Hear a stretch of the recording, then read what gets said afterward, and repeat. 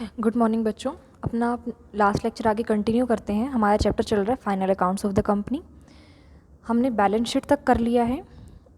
आपकी बुक में आपने अगर पढ़ा हो कि जो बैलेंस शीट आपकी हमने फॉर्मेट किया है उसके अंदर जितनी भी हेडिंग्स हैं आपकी बुक में हर हेडिंग्स को अलग अलग एक्सप्लेन कर रखा है डीपली कि उसमें कैसी कैसी आइटम्स इंक्लूड करी जाती है और कौन सी नहीं करी जाती। तो मैं आपको जो सिलेक्टेड ये जो टॉपिक हैं ये अब लेक्चर में वीडियो में करा रही हूँ, क्योंकि जो बचे हुए टॉपिक्स हैं वो बहुत ही ज़्यादा सिंपल हैं। जैसे करंट असेट्स क्या हैं, नॉन करंट असेट्स क्या हैं, ये आप हमेशा से करते आए हो। तो जो ज़्यादा मुझे टिपिकल लगे कि आप लोग अपने आप नहीं कर पाओगे, इसीलिए मैंने सिर्फ वो टॉपिक उठाए हैं। इसका मतलब ये नहीं है कि मैं जो करा रही हूँ सिर्फ यही इंपॉर्टेंट है, आप यही करके जाओगे और बाकी के चीज़ कंसेप्ट्स नहीं करोगे। तो इसीलिए मैंने एक सिलेक्टेड से टॉपिक ये जो हेडिंग्स है ये उठा रही हूँ। लेकिन मैं आपको क्लियर कर देती हूँ, एक रीड ज़रूर दे देना बाकी के जो टॉपिक्स हैं, ठीक है। अब नेक्स्ट इसमें एक हेडिंग आती है आपकी लायबिलिटीज़ की तरफ, deferred tax liability. Deferred tax liability समझने से पहले एक बार डेफर्ड टैक्स समझो होता क्या है। डेफर्ड टैक्स का मतलब होता है कि taxable income is different from the accounting income. आप जब statement of profit and loss बनाते हो तो उसमें आपका जो सरप्लस आता है वो एक तरह से आपकी इनकम है। एक खर्चे उसमें से काट के इंटरेस्ट काट दिया और बाकी सारे खर्चे काट दिए, जो आपके डायरेक्ट और इनडायरेक्ट सारे एक्सपेंसेस काट दिया आपने, वो आपकी इनकम है, जो वो अकाउंटिंग इनकम है। अब उस इनकम में से आपने टैक्स भी पे करना है, सरचार्जेस भी पे करने हैं, उसके बाद जो बच जाएगी उसमें से आपको डिविडेंड भी पे करना है, ठीक है। उसमें से आपको रिजर्व्स भी बनाने हैं। तो आपकी जो अकाउंटिंग इनकम है और जो टैक्सेबल इनकम है, टैक्सेबल इनकम होती है जिस पे आप टैक्स पे करते हो, वे दोनों डिफरेंट होती हैं। Taxable income is income based on tax laws where accounting income is determined as per the accounting practices followed in the enterprises. Accounting income is reported by statement of P&L, ठीक है। और जो current practice है has been to make provision for tax on the taxable income. अब तक हम जो करते हैं उसमें हम प्रोविज़न बना देते हैं कि हमें इतने का टैक्स पे करना पड़ सकता है। प्रोविज़न का मतलब ये होता है कि हमें ये खर्चा करना पड़ सकता है, ज़रूरी नहीं है कि करना ही है, करना है, ठीक है। However tax can also be calculated on the accounting income. तो जो डिफरेंस होता है किसका, एक तो अकाउंटिंग इनकम का और टैक्सेबल इनकम का, ठीक है, इस डिफरेंस को हम कहते हैं डेफर्ड टैक्स। इसको कहते हैं डेफर्ड टैक्स। और क्योंकि हमें ये पे करना है इसीलिए इसको क्या कहते हैं, लायबिलिटीज़ कहते हैं। डेफर्ड टैक्स क्या हो गया, डिफरेंस किसका, अकाउंटिंग इनकम का और टैक्सेबल इनकम का। अब इसका एक एग्जांपल से अगर समझना चाहो तो ये देखो कि deferred tax liability come into existence कब, when accounting income is more than the taxable income.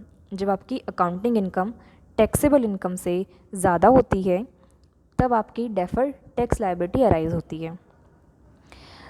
कब, जब अकाउंटिंग इनकम ग्रेटर है टैक्सेबल इनकम से, तो ये क्या है, डेफर्ड टैक्स लायबिलिटी।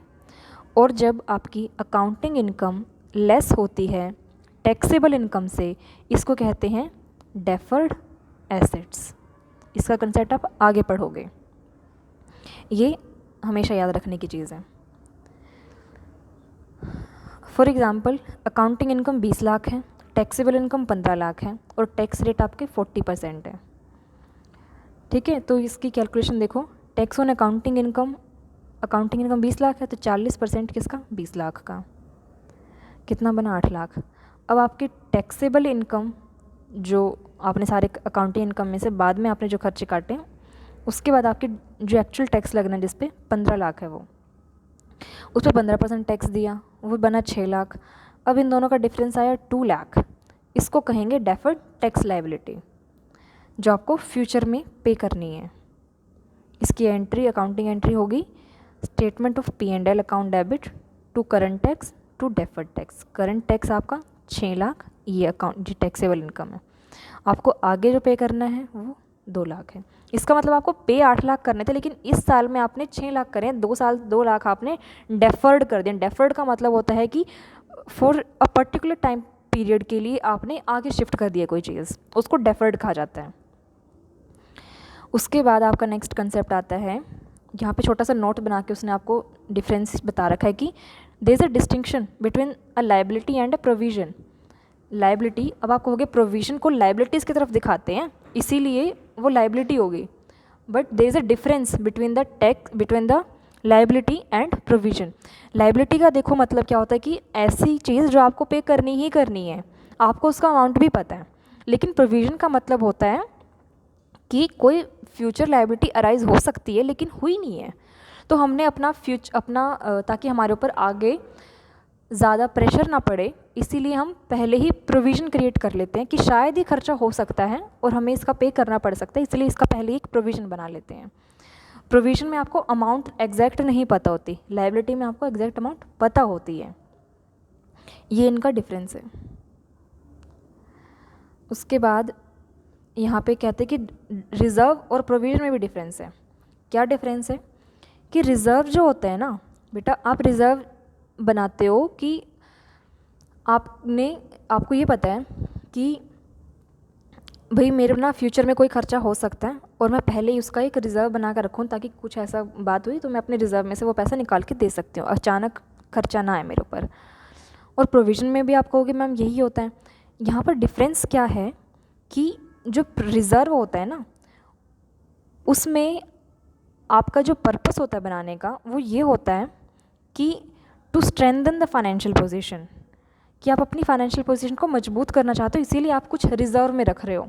और प्रोविज़न का जो बनाया जाता है वो इस उद्देश्य से बनाया जाता है कि भाई मेरे को पता है फलानी लायबिलिटी अराइज होएगी, लेकिन मुझे उसका अमाउंट नहीं पता कितना है, ठीक है। तो दोनों के डिफरेंस है बनाने के उद्देश्य को लेकर। रिज़र्व बनाया जाता है to strengthen the financial position, to meet unforeseen unknown liability and losses. और जो प्रोविज़न होता है वो फॉर एनी नॉन लायबिलिटी। देखो रिज़र्व जो होता है वो अननोन लायबिलिटी के लिए बनता है, और जो प्रोविज़न होता है वो नॉन लायबिलिटी के लिए बनता है कि हमें पता है कोई लायबिलिटी अराइज होगी लेकिन हमें उसका अमाउंट नहीं पता, इसीलिए उसका प्रोविज़न बनाया जाता है। नेक्स्ट है डेफर्ड टैक्स एसेट। अभी हमने डेफर्ड टैक्स लायबिलिटी की थी, अब आती है हमारे डेफर्ड टैक्स एसेट्स। अब इन दोनों के बीच में बेटा बहुत सारे टॉपिक ऐसे गए हैं जो मैंने आपको यहाँ पर नहीं कराए बट आपकी बुक में मेंशन है, तो मैं आपको बार बार कह रही हूँ उनको एक रीड दे लेना। उनको सिर्फ मैंने इसीलिए नहीं यहाँ पे इंक्लूड करा ताकि हमारा ज़्यादा टाइम ना वेस्ट हो, वे ऑलरेडी आपको पता है।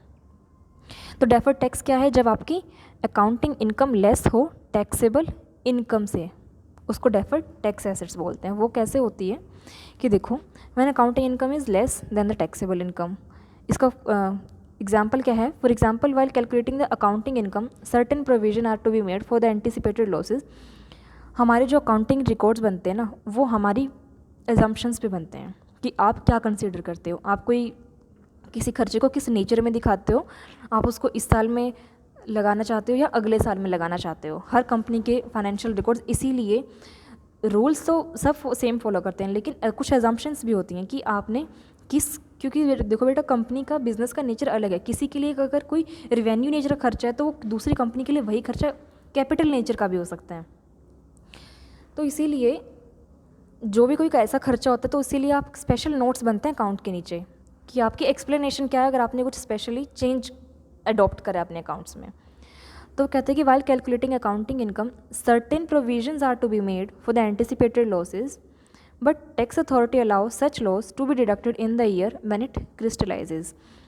आप क्या करते हो कि कुछ लॉस है आपका, ठीक है, आप चाहते हो कि मैं इस साल में ना दिखा के आगे शिफ्ट कर देते हैं उसे, लेकिन टैक्स अथॉरिटीज़ कहती हैं कि ऐसा खर्चा है ये आपका कि आप इसको अगले साल नहीं दे सकते, आपको अभी दिखाना पड़ेगा। इसकी वजह से आपकी अकाउंटिंग इनकम और टैक्सेबल इनकम में डिफरेंस आ जाता है। तो कॉमन एग्जांपल क्या है is the provision for the doubtful debts. Doubtful debts जो आप प्रोविजन बनाते हो वो क्या होते हैं कि ऐसे डेट्स, ऐसे अमाउंट जो डेट हो जाएंगे, आपको पता नहीं है कि आपका कितना अमाउंट जो है डाउटफुल है। आपने जो देनदारियाँ करी है, आपने दिए हैं, आपके पैसे आने हैं, आपको ये नहीं पता कि कितने वापस आएंगे और कितने डूब जाएंगे। तो आप एक प्रोविज़न बना लेते हो कि कम से कम इतना अमाउंट तो भैया वापस आना ही नहीं है, ठीक है। तो उसका आपने प्रोविज़न बनाया। अब आप क्या करते हो, प्रोविज़न को उसी साल में एंड वो क्या करते हो, the common example is provision.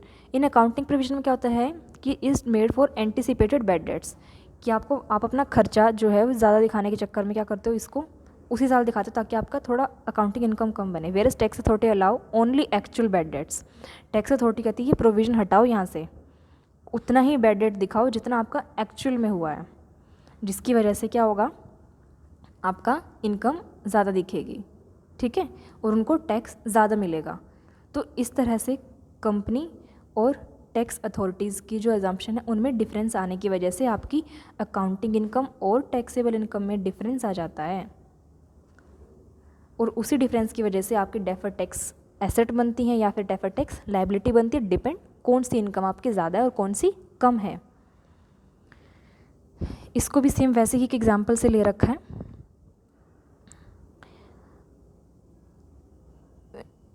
देखो, टैक्स ऑन अकाउंटिंग इनकम कोई 15 लाख है, उसके ऊपर 40% टैक्स रेट है। अब 20 लाख की आपकी टैक्स लायबिलिटी बनी, उस पर 40%, तो वही आपका 2 लाख आ गया। और बाकी इसकी एंट्री कैसे कर रहे होंगे, वो लायबिलिटीज़ थी, ये एसेट्स है, तो उल्टी एंट्री हो जाएगी। P&L account debit, tax assets account debit to provision for tax. वहाँ पर आपकी लायबिलिटी थी, इसीलिए आपने प्रोविजन फॉर टैक्स को, डेफर्ड टैक्स लायबिलिटी को डेबिट किया था। यहाँ पे उल्टा हो गया, बस उल्टी एंट्री कर दो। फिर आगे आता है आपका form of statement of P&L, schedule 3 part 2 में ही आपका आता है। तो आपको P&L के स्टेटमेंट की फॉर्मेट है ये, इसको एक बार ध्यान से देख लेना एक एक आइटम को। ये भी ऐसे आ जाता है कि स्टेटमेंट ऑफ P&L को बनाओ विद इमेजिनरी फिगर्स, आपने जो लिए हैं। तो आपको परफॉर्मा ध्यान रखना है कि P&L वही आपको बताओ कि होता क्या है, कहाँ मेंशन है अकाउंट में ये। फिर आप इसका परफॉर्मा बनाओगे, name of the company, P&L, उसकी डेट, कौन से साल के एंड में बना रहे हो, particulars, number, note number, figure current year के और फिगर प्रीवियस ईयर के, revenue from operation, other income, total revenue, ये सब देख लेना। ये सब आप ऑलरेडी कर बैठे हो, इतने अकाउंट्स बना लिया आप लोगों ने। यहाँ पर एक नोट है, वो कहता है कि जो ग्रॉस प्रॉफिट है, ग्रॉस प्रॉफिट जो आप ट्रेडिंग अकाउंट से लेकर आते हो, यहाँ पर कहता है कि no calculation of gross profit as per the norms format of P&L provided in schedule 3। कहता है कि expenses are to be aggregate on the basis of their nature and hence there is no need for the calculation of gross profit. वो कहता है कि gross profit जो आप अलग से बनाते हो, ठीक है, वहाँ पे आप डायरेक्ट एक्सपेंसेस दिखाते हो ट्रेडिंग अकाउंट में, लेकिन यहाँ पर वो ये कह रहा है कि अगर आप शेड्यूल 3 के अकॉर्डिंग स्टेटमेंट ऑफ P&L बनाते हो तो आपको अपने जो एक्सपेंसेस हैं उनको डायरेक्ट और इनडायरेक्ट में डिफरेंस करने की ज़रूरत नहीं है। सारे खर्चे यहीं पे कर लो, सारी रिवेन्यू यहीं पे कर लो, तो अलग से आपको ग्रॉस प्रॉफिट या नेट प्रॉफिट निकालने की ज़रूरत नहीं पड़ती है। However if gross profit is given in trial balance it will become revenue from operation. अगर आपको ट्रायल बैलेंस में ग्रॉस प्रॉफिट दे रखा है तो आप उसको कहाँ पे दिखाओगे, रिवेन्यू फ्रॉम ऑपरेशन, जो आपका ये फर्स्ट पॉइंट आता है, ठीक है। अदरवाइज़ आपकी रिवेन्यू फ्रॉम ऑपरेशंस तो क्या होता है कि आपने कोई सेल करा है साल के एंड में, साल के एंड तक आपकी सेल कितनी बनी है, आपने कोई अपना एसेट बेच दी है, ऐसा कुछ भी आपका सेल करने का कुछ जो भी काम हुआ है वो रिवेन्यू प्रॉफिट में आ गया आपका। अगर आपका अलग से ग्रॉस प्रॉफिट दे रखा ट्रायल बैलेंस में तो आप उसको रिवेन्यू फ्रॉम ऑपरेशन में दिखाओगे। इसके बाद आता है आपका डिविजिबल प्रॉफिट्स। डिविजिबल प्रॉफिट्स क्या होते हैं कि देखो, जितना भी आपने स्टेटमेंट ऑफ P&L से आपने प्रॉफिट दिखाया, आपका नेट इनकम इतनी बनी है, इसका ये मतलब नहीं होता कि आपकी जितनी वो इनकम बनी है उसको उठा के बांट दो। उसको डिविडेंड के रूप में बांटने से पहले उसको काफ़ी प्रोसेसेस से गुजरना पड़ता है, ठीक है। पहले आप उसको टैक्स पे करोगे, फिर आप उसमें से रिज़र्व बनाओगे, फिर कहीं जाके आप उसको प्रेफरेंस शेयर होल्डर, फिर इक्विटी शेयर होल्डर, उनको दोगे। डिविजिबल प्रॉफिट क्या कहते हैं कि all profits are not divisible profits, only those profit which are legally available to shareholder for dividend are known as divisible profit. In normal course क्या होता है, divisible profits are the profit left after meeting all expenses and losses, depreciation, ये सब खर्चे काट के, tax after writing of past losses. फिर divisible profit should not include capital profit, that is profit from extra ordinary nature. जो आपका business का nature है ना, उसी से अगर आपका प्रॉफिट अराइज हो रहा है वही प्रॉफिट आप बांटेंगे। एक्स्ट्रा आपने कोई बनाया, आपका बिजनेस, आपके बिजनेस से एक्टिविटीज़ के अलग कोई आपका बिजनेस से प्रॉफिट होता है, उसको आप डिविडेंड के रूप में नहीं बांट सकते हो। फिर कहते हैं कि और profit arising from the revaluation of assets, ये आप ऐड नहीं करोगे। तो dividend cannot be declared except out of divisible profits. Transfer of profit to reserve, the existing requirement of अब ये कहते हैं कि आपके ना जो कंपनीज अकाउंट, उसमें कोई एग्जैक्ट अमाउंट नहीं बता रखा कि आपको कितना रिजर्व में डालना है। ये डिपेंड करता है आपकी रिक्वायरमेंट कैसी है company to company. This no amount of profit to reserve. फिर है corporate dividend tax. Corporate dividend tax का मतलब क्या होता है कि जो कंपनी डिविडेंड बांटने से पहले टैक्स देती है, ठीक है, उसको ही कहते हैं, उसको हम कहते हैं कॉर्पोरेट डिविडेंड टैक्स। जो टैक्स का सिस्टम है वो ही रहता है, कई बार डबल टैक्सेशन ना हो जाए। अब कंपनी ने जो प्रॉफिट बांटा है डिविडेंड के रूप में, डिविडेंड क्या होता है, जो शेयर होल्डर को प्रॉफिट में से हिस्सा मिलता है वो उसे डिविडेंड कहते हैं।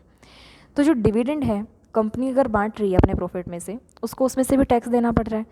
अब जब वो चीज़ शेयर होल्डर के हाथ में जाती है एज एन इनकम, तो income from other sources head में वो वहाँ भी टैक्सेबल होती है। तो इस तरह से जब आप टैक्स पढ़ोगे तब आपको पता चलेगा income from other sources heading क्या होती है इनकम टैक्स में। तो इस तरह से डबल टैक्सेशन ना हो, उस चीज़ को कम करने के लिए, हटाने के लिए हमारा जो अमेंडमेंट हुई बाद में वो ये थी कि इसको कंपनी ही टैक्स लगाया करेगी। तो वह यहाँ पे क्या कह रहा है कि before 1997 dividend distributed was taxed in the hand of share holder. Share holder के हाथ में वो टैक्स होता था। लेकिन फिर क्या हुआ, अमेंडमेंट हुई, introduced in the finance act 1997, company distribution between dividend as are required to pay tax on such dividend. उस डिविडेंड पे पहले शेयर होल्डर देता था, लेकिन अमेंडमेंट होने के बाद क्या डिसाइड हुआ कि कंपनी ही उसको पे करेगी। अब इसको क्या कहते हैं, कॉर्पोरेट डिविडेंड टैक्स, कि उसने जो डिविडेंड के ऊपर टैक्स दिया है। It means dividend is now absolutely free of tax in the hand of share holder. क्यों? अब क्योंकि कंपनी पे कर रही है। इन रिस्पेक्ट ऑफ दिस क्या क्या चीज़ नोटिस करने की है, वो कह रहा है कि CDT on proposed dividend is shown along with the proposed dividend, कि आप कंपनी ने जो डिविडेंड प्रपोज करा है कि हम इतना डिविडेंड देंगे, उसके साथ ही कंपनी उस डिविडेंड पर कितना टैक्स दिया है वो भी शो करेगी। किस हेडिंग में? कंटिंजेंट लायबिलिटीज़ में। फिर है वो कहता है कि जो रेट ऑफ CDT है पहले 10% हुआ करती थी when it was first incorporated. Present rate for the financial year 18-19 में CDT की 15% हो गई with an additional surcharge of 12% और एजुकेशन से 3%। ये आपको ना डीपली चीज़ें, सरचार्ज क्या होता है, एजुकेशन सेस क्या होता है, ये देखो आपको ना फाइनल ईयर में जो होके ज़्यादा क्लियर होगा चीज़ें जब आप इनकम टैक्स का सब्जेक्ट पढ़ोगे। थोड़ा सा बता देती हूँ क्या होता है कि सरचार्ज का मतलब होता है कि आपने जो टैक्स पे करा है ना उसके ऊपर extra tax, surcharge. Education cess का पर्पस होता है कि आपने जो टैक्सेबल इनकम है उसमें से कितना हिस्सा जो है इस देश के जो बच्चे हैं पढ़ रहे हैं उनके ऊपर सरकार खर्चा करेगी। ये जो सरकार आपको स्कॉलरशिप देती है ना बेटा, सरकार ये पैसा कहाँ से लेके आती है? टैक्स पेयर का भी पैसा होता है। वो टैक्स पेयर ने जो पैसा पे करा है उसमें उसने एजुकेशन सेस भी पे किया होता है। उन टैक्स पेयर की इनकम से आपको स्कॉलरशिप मिलती है। सरकार कोई अपनी जेब से स्कॉलरशिप नहीं देती किसी को, वो एजुकेशन सेस का पैसा होता है। इसको एक एग्जांपल से उसने समझा रखा है कि पहले क्या होता था, अर्लियर CDT की कैलकुलेशन होती थी कि 15% was computed on the net amount paid as dividend to investor. फिर फाइनेंस एक्ट 2014 के आने के बाद सेक्शन 115O में चेंज हो गया उसकी रेट। तो अब कैलकुलेशन का तरीका देखो क्या हो गया। पहले मान लो 100 रुपये आपका डिविडेंड, उसका 15% कैलकुलेट कर वो CDT बन गया।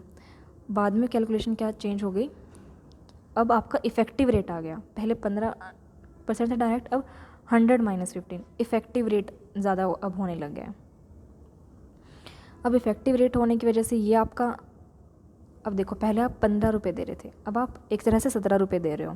पहले कम टैक्स था, अब ज़्यादा टैक्स दे रहे हो। ऊपर से और क्या हो गया, अब सरचार्ज भी ऐड हो गया। तो जितना आप अमाउंट देते हो उसका 12% सरचार्ज ये, फिर जो टोटल बना उसका 3% एजुकेशन सेस। देखो गवर्नमेंट किस तरह से टैक्स पेयर का पैसा कैसे उसको निचोड़ लेती है, पहले टैक्स लेगी, फिर सरचार्ज लेती है, फिर एजुकेशन सेस भी लेती है। और अब दिल्ली में तो एक तरह से ग्रीन सेस भी चलता है, ग्रीन सेस इन्वायरमेंट को क्लीन रखने के लिए। CGT is payable on equity as well as preference share dividend, दोनों तरह के डिविडेंड पर जाएगा। CGT must be paid within 14 days from the date of declaration of dividend, जो आपने डिक्लेयर करा डिविडेंड उसके 14 डेज़ के अंदर अंदर आपका CGT भी जाना चाहिए। नेक्स्ट आता है आपका सरप्लस अकाउंट। सरप्लस अकाउंट को हम नेक्स्ट लेक्चर में करेंगे।